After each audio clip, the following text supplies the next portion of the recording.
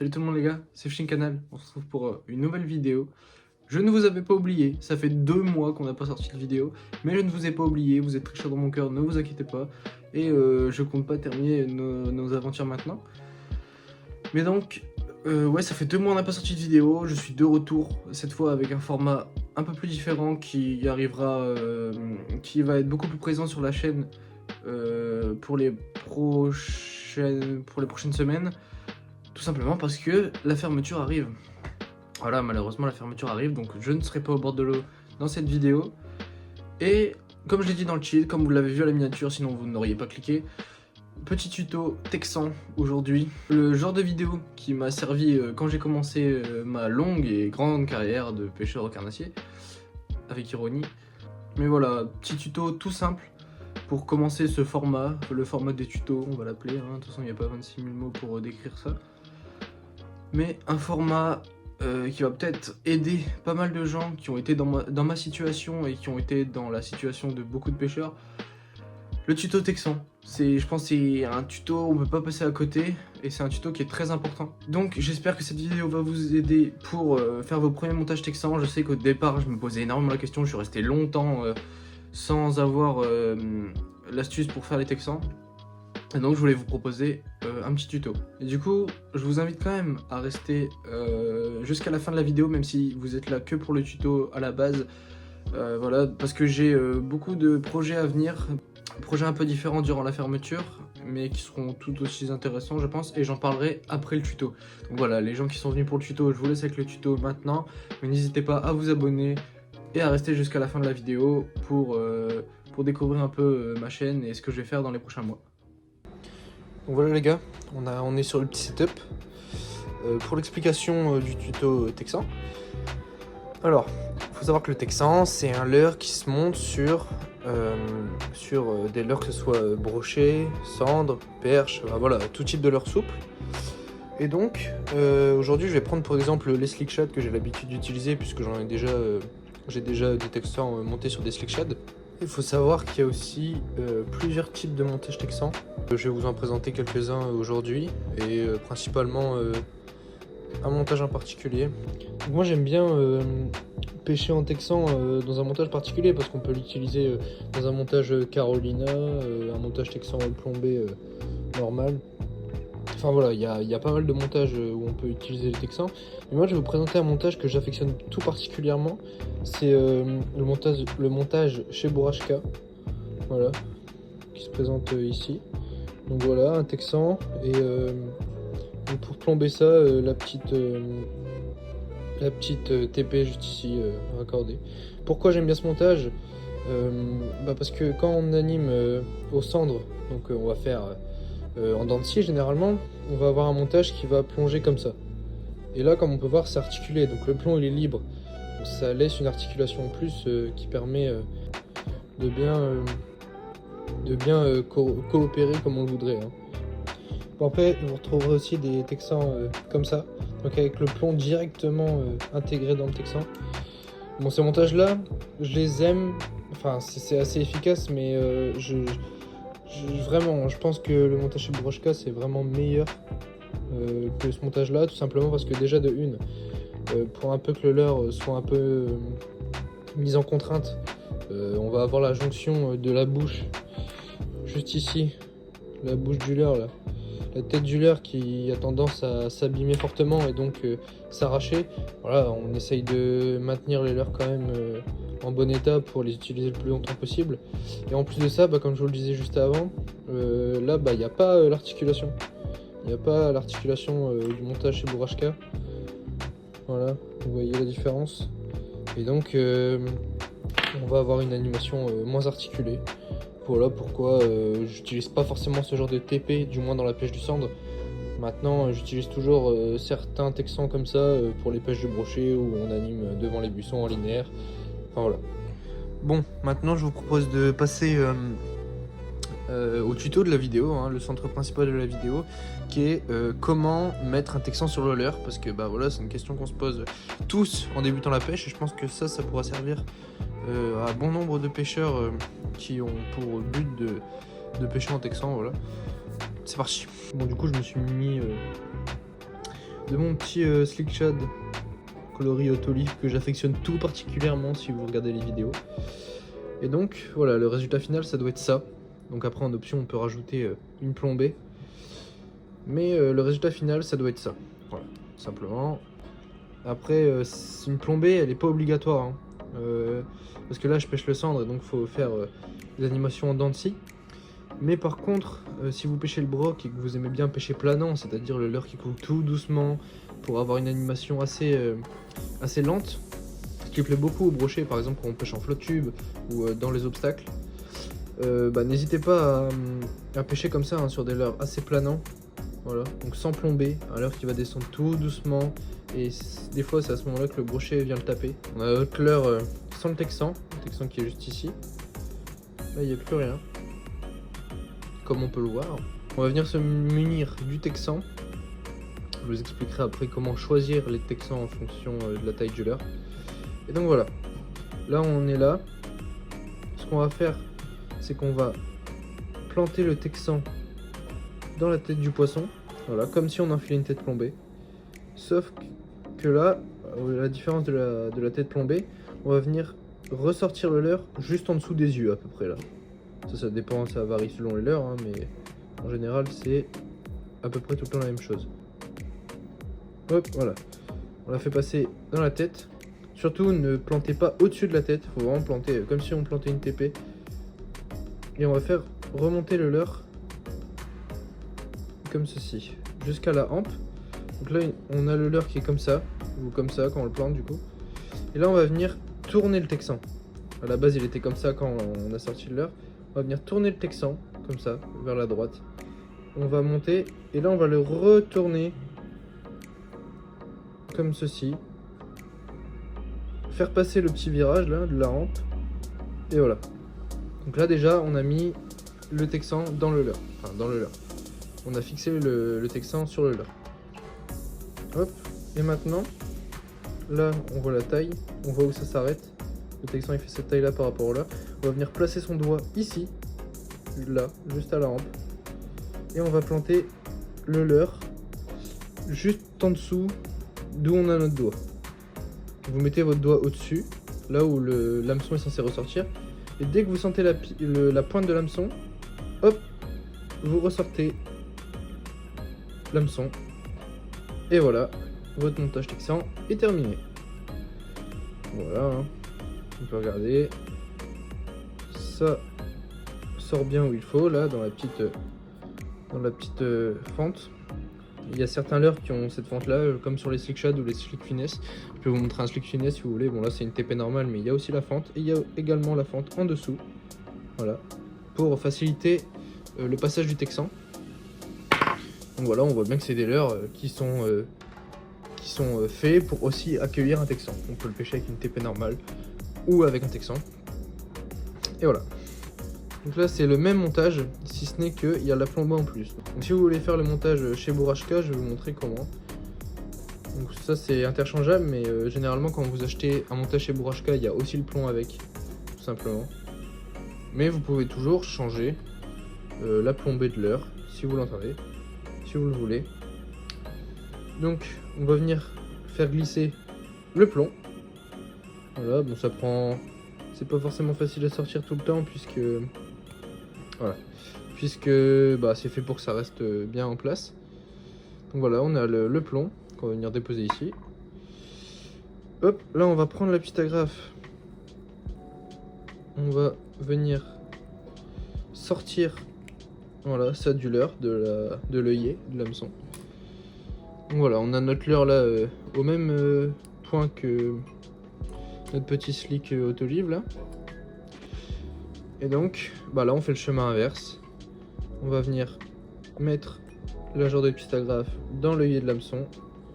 Voilà, une fois que c'est comme ça, on verrouille avec le plomb qu'on glisse sur la genre de petite agrafe. Et donc là, c'est ici qu'on va mettre l'agrafe ou le nœud du bas de ligne pour que ça reste bien en place. Imaginez que le leurre soit comme ça. Voilà, pour que ça bloque. Imaginez que là, il y a une agrafe ou le nœud du bas de ligne. Hop.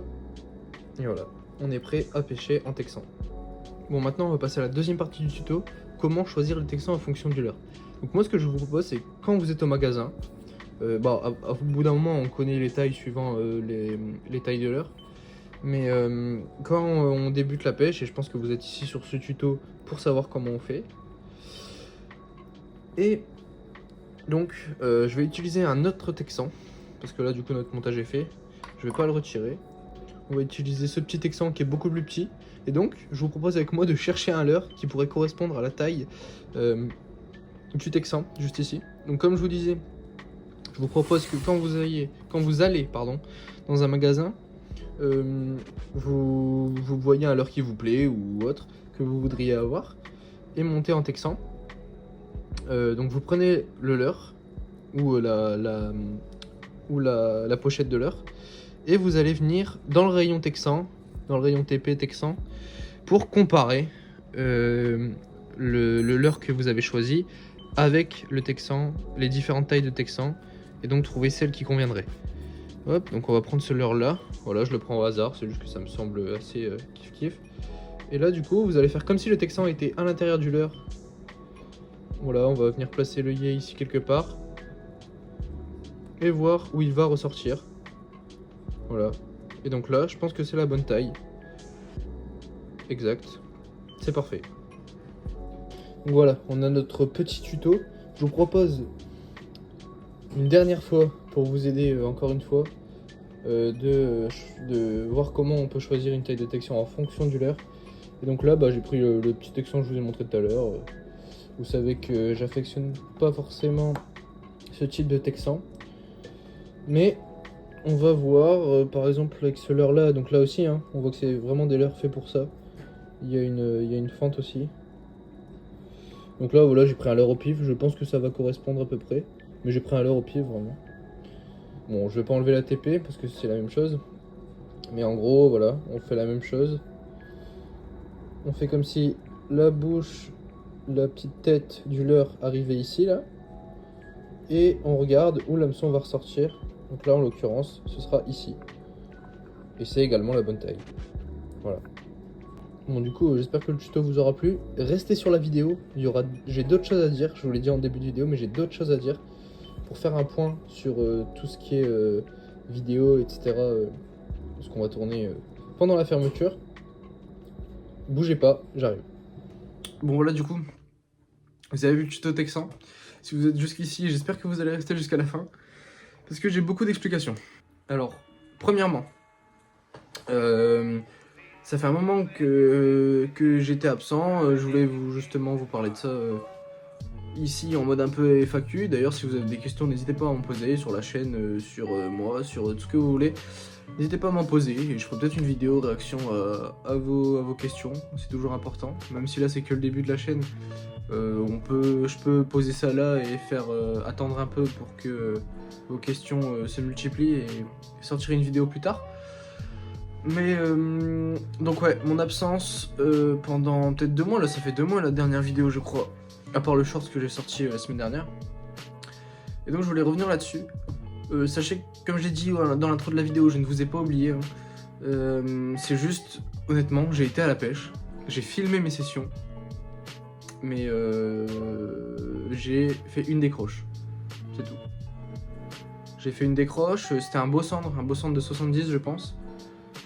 65-70 au bas mot. Et du coup j'étais bien dégoûté. Ouais, j'étais dégoûté. Et c'est le seul poisson que j'ai touché ces dernières semaines, du début mois décembre à 15 janvier quoi. Ouais, c'est un peu triste. Voilà, vous avez la raison de pourquoi je n'ai pas sorti de vidéo pendant 2 mois. Déjà que j'ai eu des gros examens en cours, etc. Déjà ça a reporté mon temps de pêche. Il y a les vacances qui sont passées, les vacances de Noël. J'ai été à la pêche peut-être 4 fois par semaine, hein, vraiment, je vous mens pas, à part la dernière semaine parce que j'avais Nouvel An, etc. Mais j'ai été beaucoup à la pêche, je pense que sur la totalité des vacances, j'ai peut-être été 6-7 fois, honnêtement. Et donc j'ai touché entre guillemets qu'un seul cendre que j'ai décroché malheureusement. Et voilà. Je veux rebondir là-dessus pour vous demander si j'ai les recs. J'ai les règles de toutes les sessions que j'ai fait. J'ai fait une session avec mon pote, une journée complète, etc. Donc je peux vous les sortir, mais je me suis dit que comme il n'y avait pas de poisson, ça ferait peut-être pas beaucoup réveiller les gens. Mais je peux les sortir, donc n'hésitez pas à me dire si vous voulez une vidéo où juste je parle, je pêche, et malheureusement il n'y a pas de poisson. Et justement, je rebondis là-dessus aussi, pour vous dire que je n'ai pas malheureusement la décroche non plus du cendre, parce que bah, mon téléphone il avait plus de batterie et il a décidé de cesser de fonctionner. Et peut-être 15 minutes plus tard, au final, je prends une attaque, voilà. Donc, vous auriez pu voir un semblant de poisson dans la vidéo, mais malheureusement, il n'y aura pas. Et si ça vous intéresse, du coup, j'ai fait une session un peu Noël. Donc voilà, c'était le 24, en fin d'après-midi. Bon voilà, j'avais un bonnet de Noël, c'était marrant. Et donc je peux vous sortir la session aussi là. Il n'y a pas eu de poisson, comme je vous l'ai dit, il n'y aura pas de poisson le long de ces vidéos si je les sors. Mais voilà, peut-être que ça peut aussi vous intéresser d'avoir une vidéo juste où je parle et on pêche ensemble, voilà, c'est tout. Donc maintenant, j'aimerais parler de la deuxième chose qui est le programme qu'on va faire pendant les vacances. Wow. Je vais vous parler du programme qu'on va faire là, durant la fermeture fédérale. Donc justement en intro je vous avais dit que je m'expliquerai là-dessus aussi. Donc il n'y aura pas plus de pêche, il y en aura beaucoup moins. Parce que le canal c'est un endroit où je peux aller régulièrement, où il n'y a pas besoin, c'est pas un privé quoi, c'est du fédéral et je peux y aller assez régulièrement. Et c'est surtout un domaine que j'apprécie vraiment. Un domaine assez mystérieux mais qui reste très intéressant parce qu'il y a des belles surprises. Et ça vous le savez très bien si vous suivez la chaîne. Mais voilà, donc il y aura moins de vidéos au bord de l'eau. Il y en aura toujours, je pense, puisque j'ai toujours possibilité d'aller pêcher dans le privé. Que ce soit à la carte peut-être, mais là il fait vraiment froid, donc j'ai pas envie de me geler les miches. Vous allez peut-être me traiter de faible, hein, les carpistes, mais honnêtement, j'ai pas envie de rester 2 jours au bord de l'eau pour peut-être ne pas avoir une seule touche. Et être sous du -1 la nuit, quoi, -2, -1. Donc pour l'instant, en attendant que les températures remontent, je n'irai pas. J'irai quand il fera peut-être un peu plus chaud, du style, je sais pas, 5 degrés la nuit. Là, peut-être, possiblement. Et donc, il y aura aussi de la pêche au carnat, je pense, qui va arriver. Peut-être, hein, je dis bien peut-être, en flotte tube, au broc. Et il y aura une session sûre et certaine qui va venir après l'ouverture. Il me semble que l'ouverture cette année c'est pas en mai, ça doit être le 15 avril ou un truc du genre. Je vous invite à aller vérifier, j'irai vérifier aussi après. Mais donc en mai, juste après l'ouverture, il y aura une session qui va sûrement intéresser pas mal de monde. Pêche en mer sur un bateau, toute une journée. Et donc ça je pense que même moi je vais bien me régaler quoi. Pour finir ce chapitre des vidéos qui vont sortir pendant la fermeture, je vous avais parlé dans mon short de l'ouverture de ma chaîne Twitch. Alors pour l'instant j'ai pas encore fait de live parce que j'attends d'avoir... j'avais dans mon passé de grand gamer, j'avais un casque, micro, etc. Mais on va dire que le bazar il est un peu rouillé. Et donc le micro il fonctionne plus. Mais donc j'attends de recevoir ou de trouver une solution pour débuter les lives. Donc comme je vous l'ai dit, il y aura du live fishing, il y aura du live fishing planet, Eurofishing, enfin tous les jeux de pêche divers et variés comme je vous l'ai dit. Après on peut aussi décaler sur d'autres choses, hein. On peut aussi faire des jeux normaux ou des jeux de farm. Voilà. Si ça peut intéresser les gens, écoutez, quitte à s'occuper pendant la fermeture, on va faire comme ça. Mais bon, ça reste une chaîne de pêche, ça reste une chaîne Twitch de pêche. Donc on va rester principalement sur, je pense, des jeux de pêche. Donc vous viendrez farm avec moi et tout. Et n'hésitez pas aussi à vous abonner à ma chaîne Twitch parce que quand je serai au bord de l'eau, il y a moyen que parfois je fasse des lives IRL. Comme ça, ça change un peu des vidéos, les gens peuvent interagir avec moi, je peux interagir avec eux. Et s'il y a un poisson, vous l'aurez en live. Donc ce sera vraiment du concret avec moi. Je compte aussi diversifier mon contenu comme le contenu que vous avez aujourd'hui en faisant des petits tutos, voilà, des petits tutos de certains nœuds, de certains montages, que ce soit à la carpe ou au carnassier ou autre, ou des petits tutos du style comment s'améliorer pour prendre son premier cendre. Bah, vous voyez, hein, les tutos, de toute façon, il y en a quelques-uns sur YouTube déjà.